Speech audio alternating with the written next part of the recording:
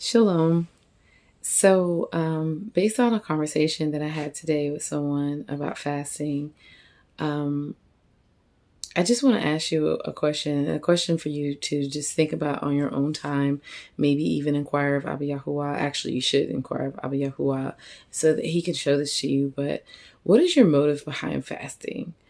Because one of the lies that I had to unlearn was that fasting was a tool that we um, utilize in order to get what we wanted out of Yahuwah, which sometimes that might be the case. Like if you look at biblical examples like Queen Hadassah or Esther, you know, she and the Yahudi or the Jews, they went on a fast because she had to go before her husband, the king, and like plead for her people.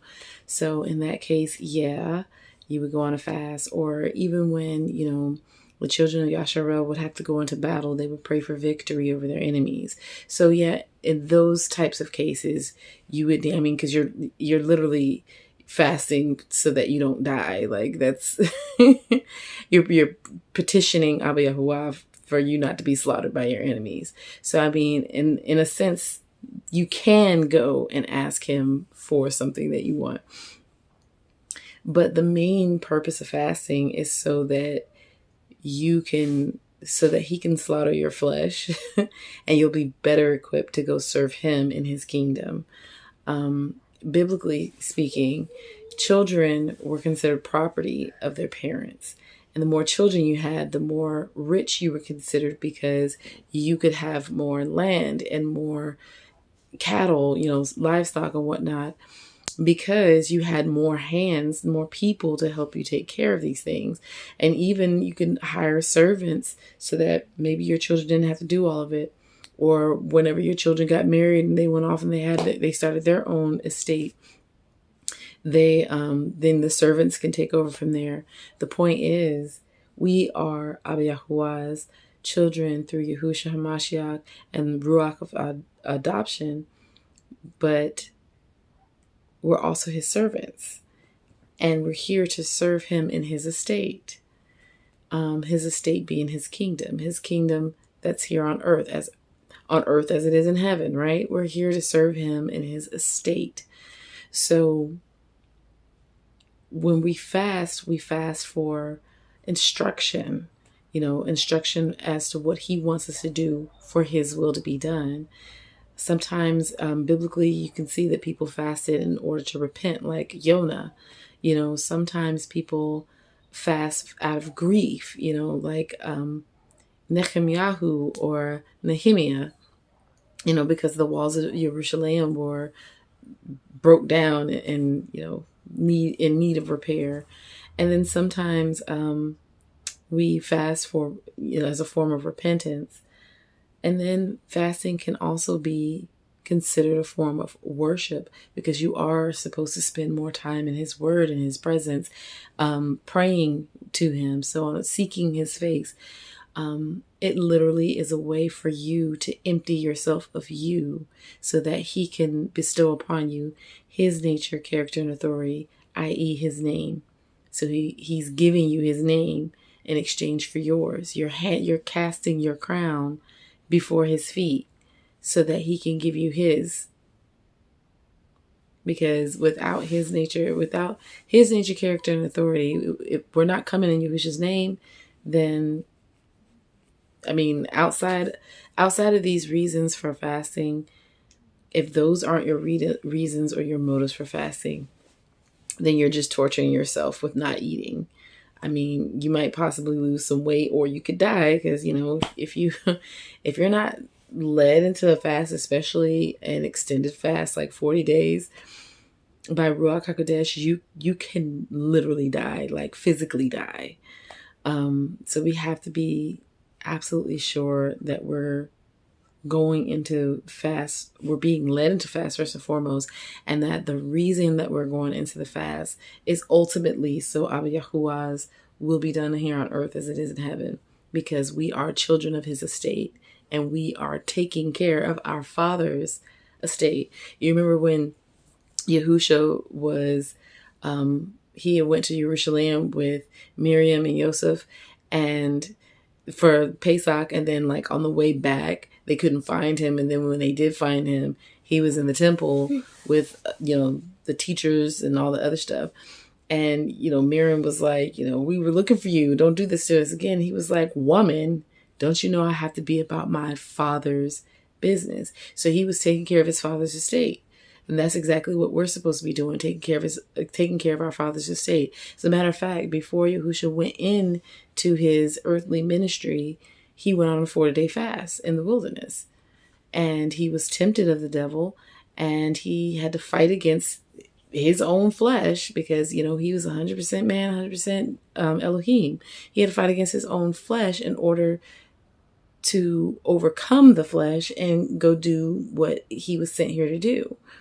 And that's exactly what we are doing. We are fighting against our own flesh in order to receive the name of Yahuwah. And we're ditching our own character and authority, because our character and authority says to preserve our life at all costs. So, so righteous fasting.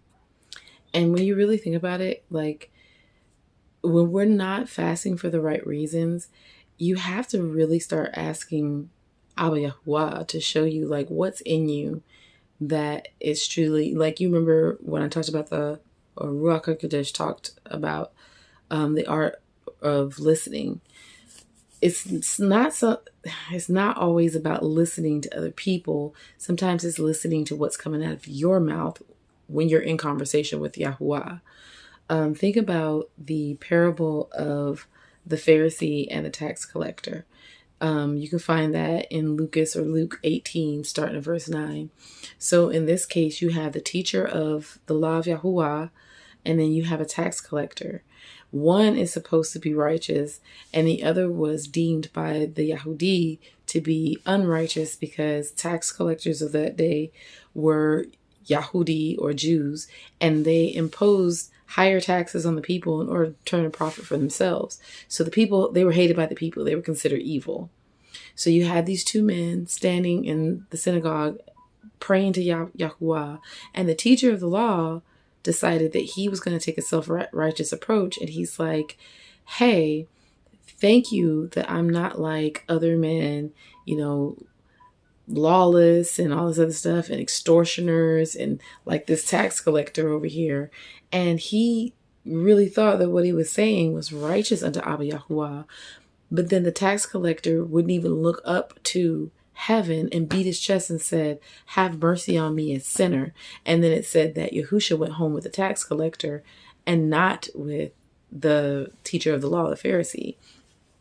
The reason why that story is so significant is because if you go back to the Old Covenant and you read about the the Tabernacle of Meeting and the Ark of the Covenant being in the Holy of Holies, when the high priest would enter into the Holy of Holies, it was a lot of things that would go on. First and foremost, they had a censer of incense, and the smoke from the incense would cover the mercy seat that was on top of the Ark of the Covenant, because Yahuwah said that if anyone would look upon the mercy seat, they would die.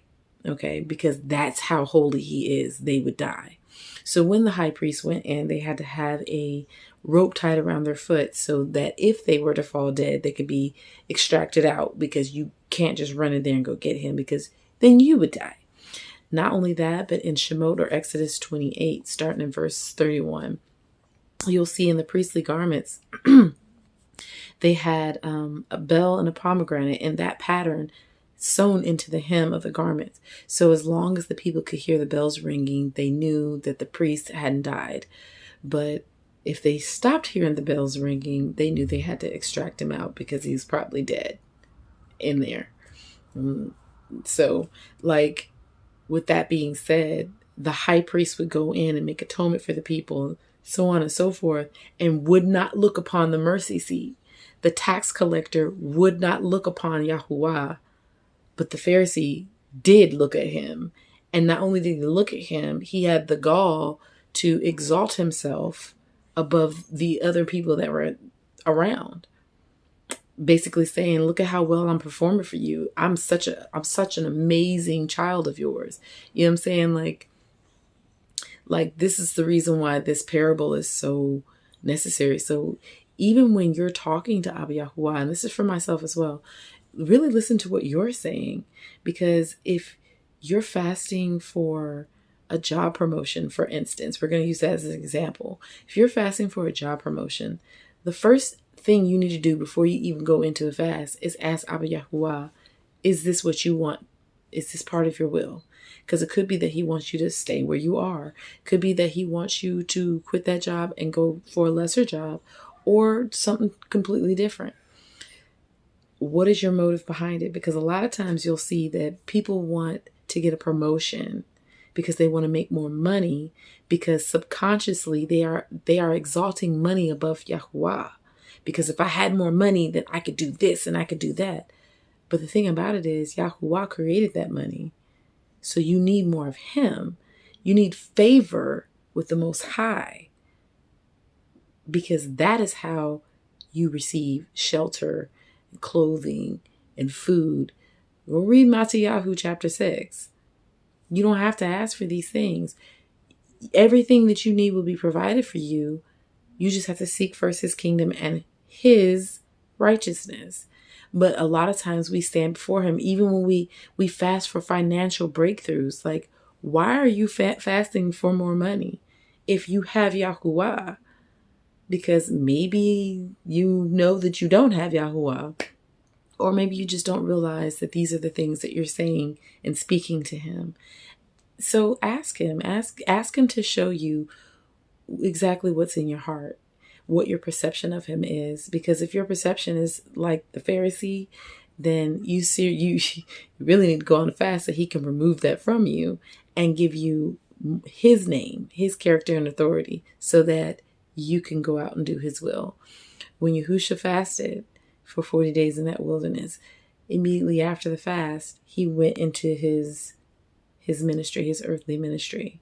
It said that the angels came, or the Malachim came and ministered to him. And then next thing you know, you see him walking in his authority, or in his father's authority, to carry out the will of his father, to take care of his father's estate. That's literally, and when we as the bride of Yahusha have to prepare ourselves for this task, because the wife, which the body of Mashyakh is the wife of Mashyakh. The wife is the helpmeet. So we are preparing now to help our bridegroom take care of his father, who becomes our father by law. We're helping him take care of his father's estate, who is now our father. Okay? We're preparing ourselves as his bride, as his wife, as his helpmeet. And we're doing it now. So we're fasting so that we die and he lives in and through us. He's the only way. He's the only way to the New Jerusalem, okay? So fasting, what is your motive? What is your true motive? Ask yourself, ask Yahuwah. If you're not that type of person that can really that can introspect, because some people just don't know how to introspect. They don't see themselves as being wrong in any type of way. So if you're not a person that knows how to introspect, then I highly suggest you ask Abba Yahuwah to show you. And even if you do self-introspect, still ask him. And then whatever he shows you, go on a fast, ask him for how long, and ask him for all the details of the fast. But on the fast, you need to hand those things over to him so that he can exchange them for more of his nature, character, and authority, i.e. his name. All right, you guys. That is it. I love you. Shalom Aleichem.